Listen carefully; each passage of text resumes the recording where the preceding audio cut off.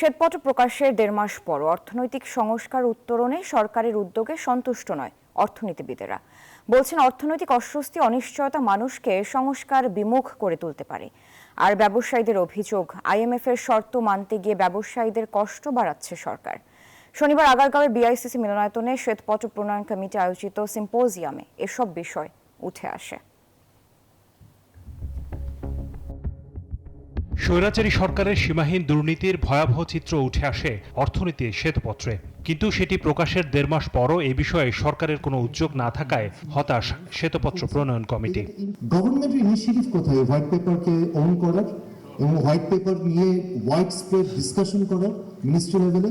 আমাদের সেরকম কোনো কিছু দেখছি না। এই যে আমলারা, তাদের কিন্তু নতুন করে ফ্যাসিলিটি সেন্টার চালু হচ্ছে, অথচ দরকার ছিল গত 15 বছরে যে আমলারা বাংলাদেশকে এভাবে রীতিমতো ধ্বংস করার পিছনে দায়ী, তাদেরকে ধরে ধরে জেলে ভরা দরকার ছিল। বাট আমরা এখনো পর্যন্ত সে ধরনের কোনো অ্যাক্টিভিটিস দেখছি না। সরকারকে তাগিদ দিতেই শনিবার তাই শ্বেতপত্র এবং অতঃপর শীর্ষক এই আয়োজন জাতীয় শ্বেতপত্র কমিটির। বক্তাদের অভিযোগ, আওয়ামী সরকারের দুর্নীতি ও স্বৈরাচারী হয়ে ওঠার পেছনে উন্নয়ন সংস্থাগুলোর দায় রয়েছে, অথচ তাদের প্রেসক্রিপশনে জনগণ ও ব্যবসায়ীদের উপর বাড়ানো হচ্ছে অর্থনৈতিক চাপ। IMF 3 বছরে যে পরিমাণ লোন দেয়, রেমিটেন্স যেটা আমরা আজকে শুনলাম, রেমিটেন্স তার থেকে 2 মাসের তার থেকে বেশি আসে।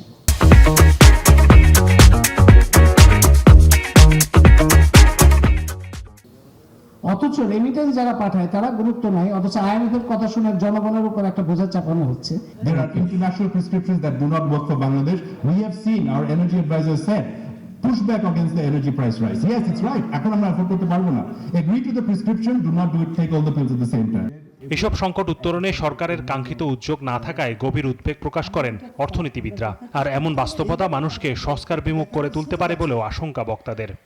এই মুহূর্তে অর্থনৈতিক পরিস্থিতির স্থিতিশীলতা এবং প্রবৃদ্ধির ধারা, কর্মসংস্থান এবং দারিদ্র্য বিমোচনকে, সামাজিক সুরক্ষাকে যদি নিশ্চিত করতে না পারি, তাহলে আমরা যারা সংস্কারকে গতিশীল করতে চাই তারা কিন্তু ধৈর্য হারা হয়ে যাবে।